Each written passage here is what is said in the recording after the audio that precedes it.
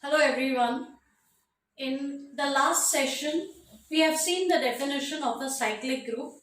In today's class, we will look at a few examples of cyclic groups. To begin with, let's look at the example of the group containing three elements, one omega square. Here, omega is a complex cube root of unity.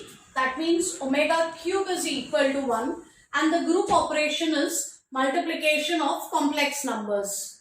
And the question is this group cyclic? Okay. So, we would like to know whether this group is cyclic. So, let's quickly recall the definition of a cyclic group.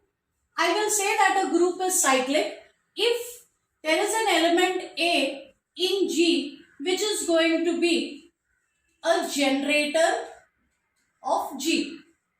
So a group will be called cyclic if there is a generator in that group. You can have more than one generator, but it is enough to be able to find at least one generator in the group. And what do we mean by a generator? Now when you want to show that something is a generator, there are two ways of looking at it. Like I mentioned in the last lecture also, it's just a very small difference like active voice or passive voice. So, if I wish to show that A is a generator of G, one way of doing that is to take different integral powers of A and show that we get all the elements of the group. Or if you want to look at the picture in the other direction, we must prove that every element of the group can be written as some integral power of A. And if the group operation in a specific example is given additively, then instead of integral powers, we take integral multiples. So keep that in mind that if the group operation is addition, do not make the mistake of taking integral powers. So out here, group operation is multiplication, of course. Therefore, I am going to take integral powers. Now I need to check which of these elements is going to be a generator.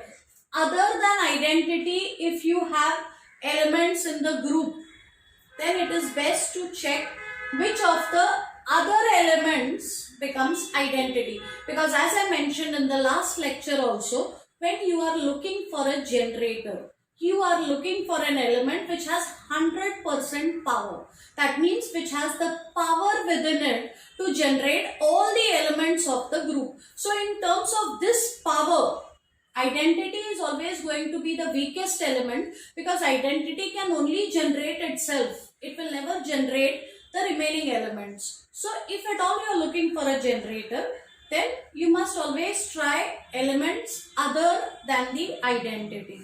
So let's try omega. We'll take integral powers of omega and see if we get all elements of the group. So look at omega raised to 1. That is omega. Omega square is of course omega square. And cube of omega is equal to 1.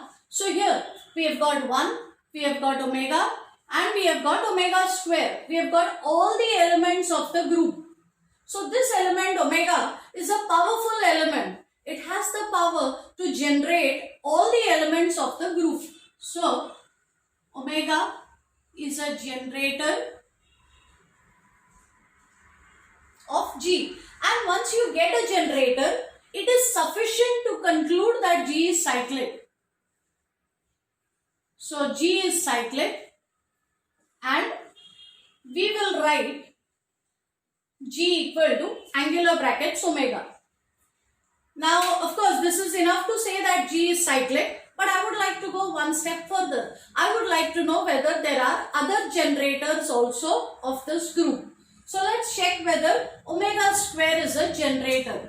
So we will take integral powers of omega square. So omega square raised to 1 of course will give us omega square.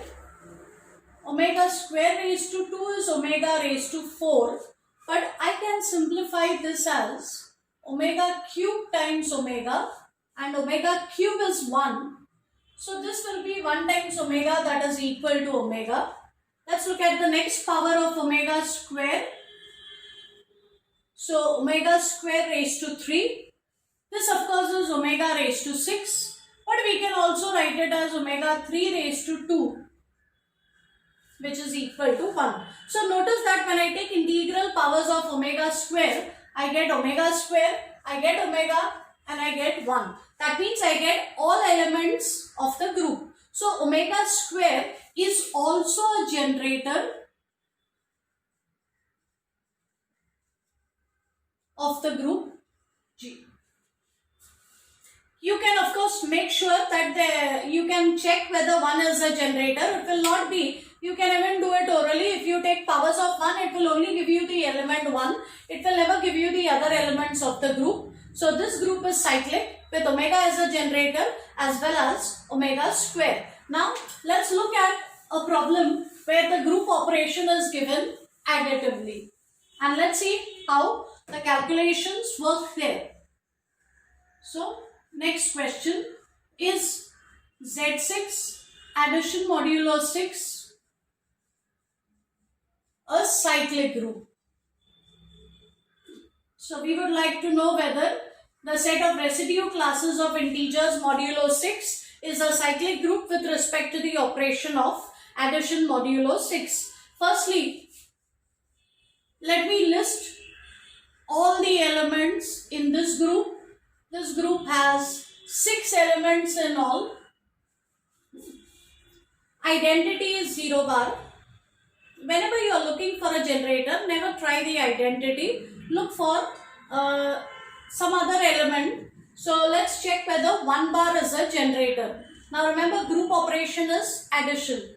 And whenever the group operation is addition, we take integral multiples rather than integral powers because there is no multiplication here. So let's look at integral multiples of 1 bar. 1 times 1 bar is 1 bar. 2 times 1 bar is 2 bar. 3 times 1 bar is 3 bar. Of course, when I write 3 times 1 bar, I mean 1 bar plus 1 bar plus 1 bar. Then 4 times 1 bar is 4 bar. 5 times 1 bar is 5 bar.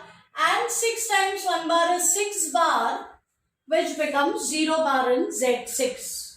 So the element 1 bar, when I take integral multiples of that, I get 1, 2, 3, 4, 5, 6 and 0 bar. I get all the elements of Z6. So 1 bar is a generator of Z6. And the moment I get one generator, I can say that this group is cyclic. And this is the notation that we'll use. So this means that Z6 is a cyclic group with generator 1 bar. So as such, we are done with the question. We have finished answering this question. Yes, this group is definitely cyclic. 1 bar is a generator. But again, I would like to know whether this group has other generators also. So let's quickly check whether 2 bar is a generator. So 1 times 2 bar is 2 bar. 2 times 2 bar will be 4 bar, which is 2 bar addition modulo 6, 2 bar. 3 times 2 bar will be 6 bar, which is 0 bar. Actually, once you come to the identity, beyond that you are not going to get any new elements. It will keep repeating in this order. Check. What happens to 4 times 2 bar? 4 times 2 bar will be 8 bar. And in Z6, 8 bar is 8 minus 6. That is 2 bar. So you will again get 2 bar. If you take 5 times 2 bar, you will get 10 bar. 10 minus 6 is 4 bar. So after that, 5 times 2 bar will be equal to 4 bar. 6 times 2 bar will be again 0 bar. So you will keep getting 2 bar, 4 bar and 0 bar. You will never get 1, 3 and 5. That means the element 2 bar cannot generate all the elements. And if it cannot generate all the elements, we cannot call it a generator. So 2 bar is not a generator of Z6. I want you all to now pause your video and check whether 3 bar is a generator, whether 4 bar is a generator, 5 bar is a generator by simply taking integral multiples and seeing whether you get all the elements. So once you are done, then you can restart the video and check your answer. Okay. So if you are back after your calculations, you will have got 3 bar is not a generator. Why is that so? In fact, 3 bar will generate only 2 elements, 3 bar and 0 bar. It will not generate the other 4 elements at all. Similarly, 4 bar is not a generator of Z6 because actually 4 bar will generate 3 elements, 4 bar, 2 bar and 0 bar. But 5 bar is a generator of Z6. So you can make sure that when you take integral multiples of 5 bar, you get all the elements of the group. So for this group, of course it's a cyclic group, but another interesting thing to note over here is that 1 bar and 5 bar are generators of Z6 and 2 bar, 3 bar and 4 bar are not generators of Z6. Of course, a little later, maybe 2 or 3 lectures after this, we will be showing that we will actually find all possible generators of Zn. And here, let's just make a note of that point over here and keep. Notice that in this example, 1 bar and 5 bar are the prime residue classes. So, in general also, for any n, we will prove that Zn addition modulo n is a cyclic group. And if you are interested in the complete list of generators, then they will be precisely the prime residue classes of Zn. But that will come a little later. However, over here, I wish to prove that for any other value of n also, means other than 6, if I take any other value also, then this is always going to be a cyclic group. So this is an important example. Show that Zn addition modulo n is a cyclic group for every value of n. So let us prove. I'll prove the result separately.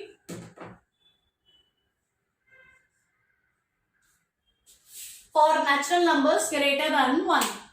If n is equal to 1, you will get just 0 bar in this set, and if you have only identity, then it's going to be a cyclic group generated by identity. But again, I'll be talking about this kind of an example in details a little later.